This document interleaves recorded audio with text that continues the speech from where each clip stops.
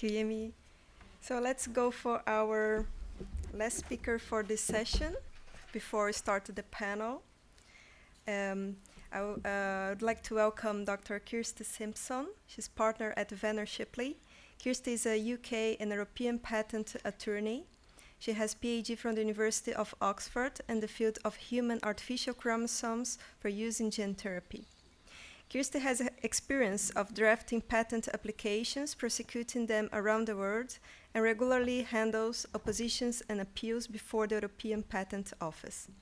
Kirsty's practice covers inventions across a broad range of the biotechnology sector, such as gene therapy, vaccines, antibodies, recombinant DNA technology, immunology, siRNA, sequencing and screening methods, and diagnostics.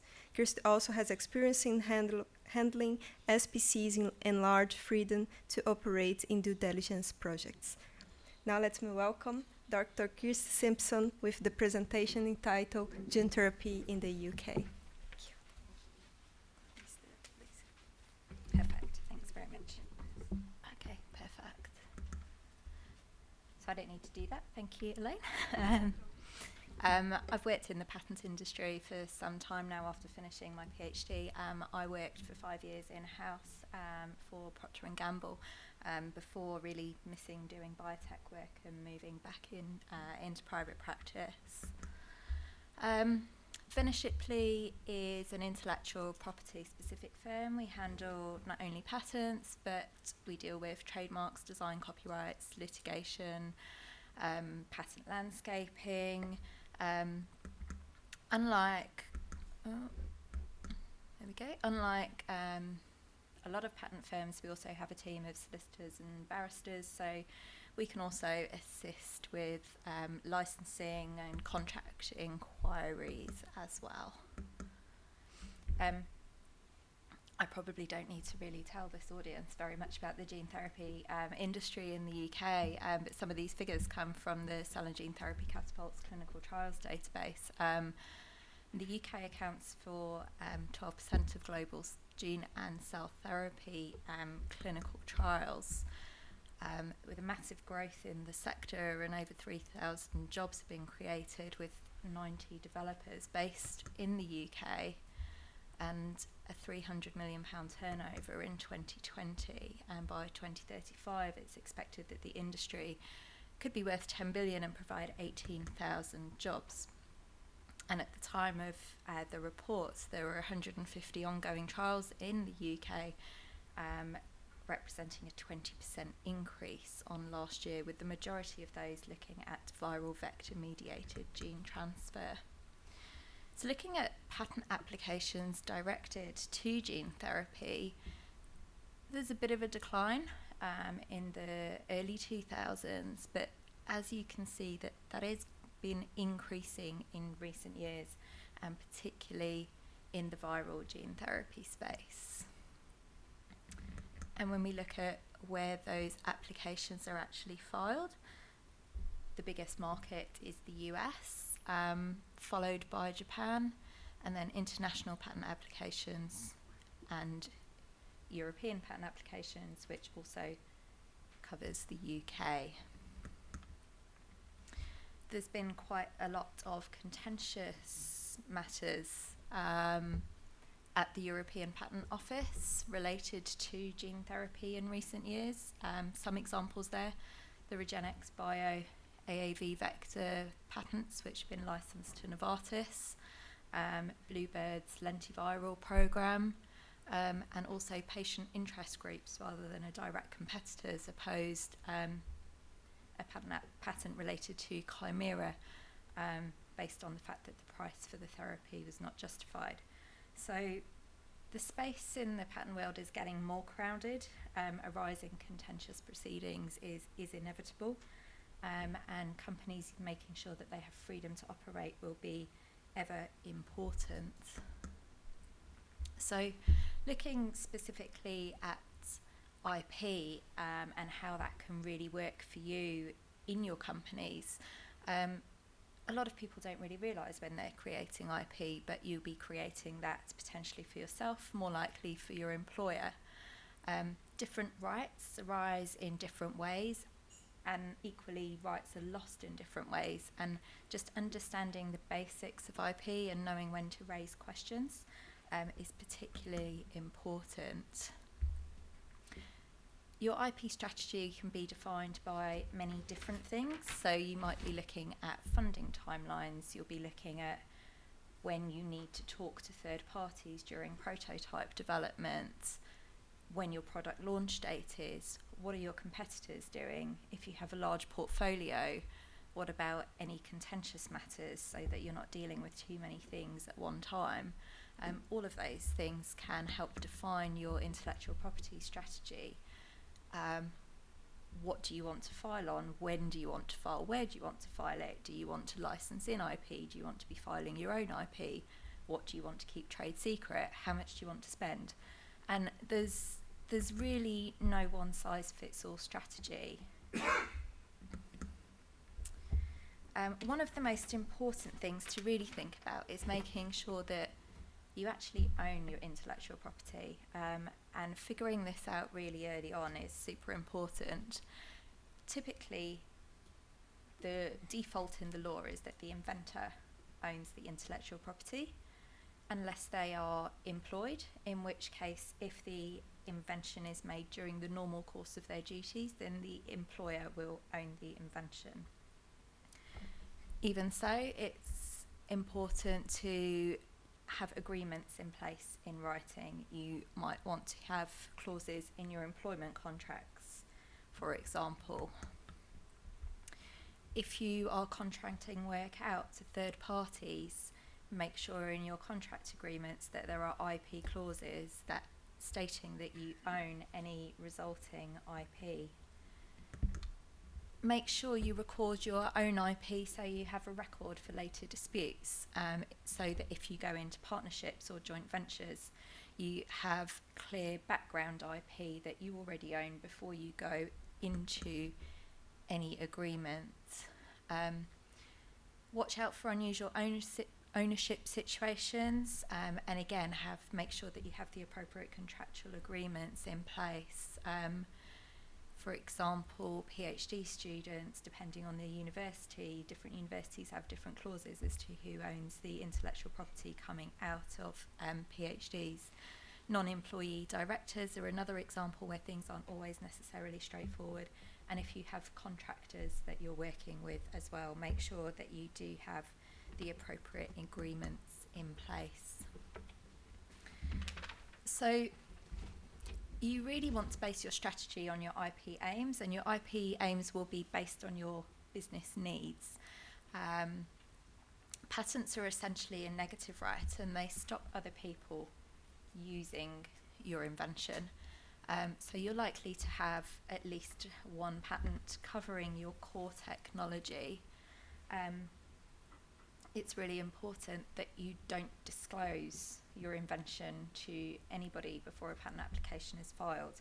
That includes going to conferences, it includes poster presentations, oral disclosures, anything that's not really covered by a confidentiality agreement before that patent application is filed. So training staff and employees is incredibly important. And if you have to go to third parties in your development, or you're working with third parties, make sure you have a non-disclosure agreement in place before that patent application is filed. Making sure that you can use your core idea. So you might want to have a discussion as to, in addition to innovating your own IP, which gives you more control, looks good to investors, you might want to license in IP that will allow you to develop your technology.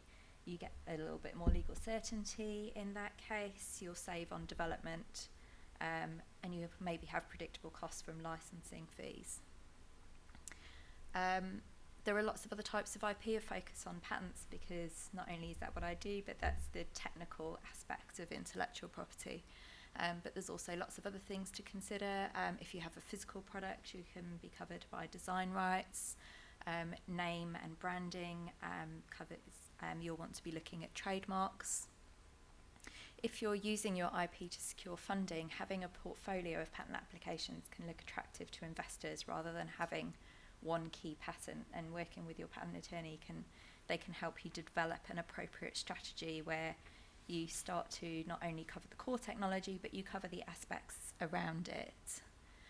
You can, if you're looking at using your intellectual property to generate revenue, you can target your portfolio to particular attractive competitors if that's of interest to you.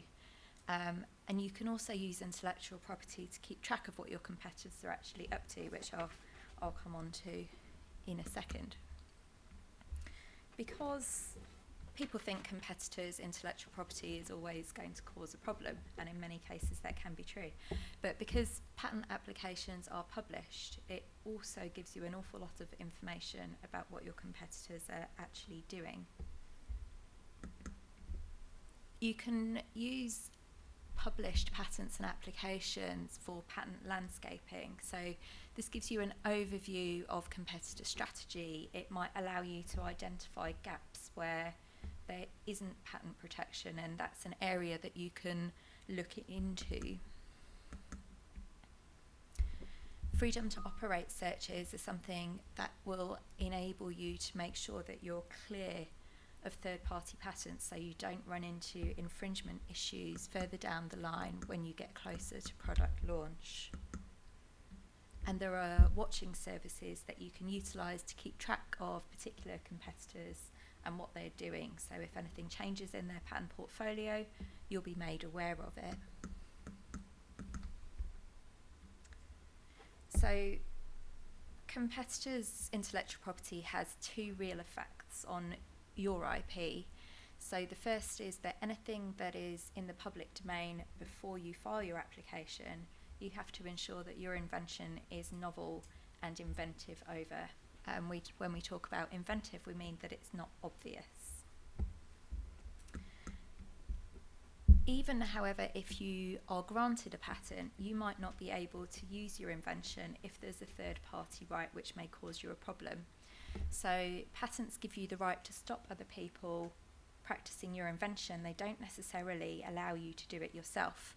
So in this really simple example, if a competitor has a patent for a metal kettle and you have a patent for a copper kettle, you can't actually make and sell your copper kettle without infringing the third-party right, because copper is a metal, so your product would infringe their patent, even though yours is narrower.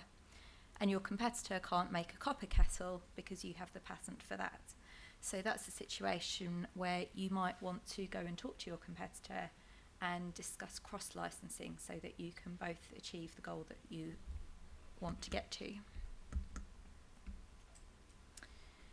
What can you do about third-party rights? Well, you can use them to inform your choice of action. It might be possible to work around a competitor patent with only making small changes to your product. If it's not a direct competitor, you might want to go to talk to them and they might be willing to give you a license to their patent. Or if that's not possible or not a road you want to go down, then you can challenge a third-party patent, and there are many ways to do it. Unfortunately, each of those come with increasing costs.